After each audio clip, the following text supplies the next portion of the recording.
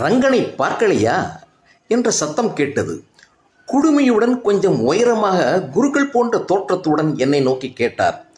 சந்தேகத்துடன் என்னையா கேட்குறீங்க? ஆமாம் என்றார். நாங்கள் இந்த கூட்டத்தில் எப்படி சாமி பார்க்கறது?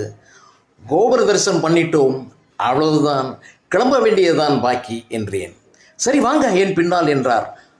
அவர் முன்னோக்கி வேகமாக செல்ல நாங்கள் அவர் பின்னால் ஓடினோம். இவர் தெரிந்தவரா என்றாள் மனைவி.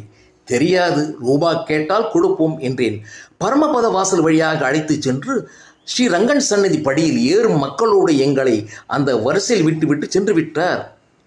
எவரும் இதை எதிர்க்கவில்லை. அடுத்த 10வது நிமிடத்தில் மூலவரை 2 நிமிடம் நின்று தரிசனம் செய்து வெளியில் வந்து அவரை தேடினேன். கண்களில் படவில்லை. மனித வடிவில் வந்தது ஸ்ரீரங்கனே. மதுரைக்கு நேரத்தில் அனுப்பியதும் ஸ்ரீரங்கனே.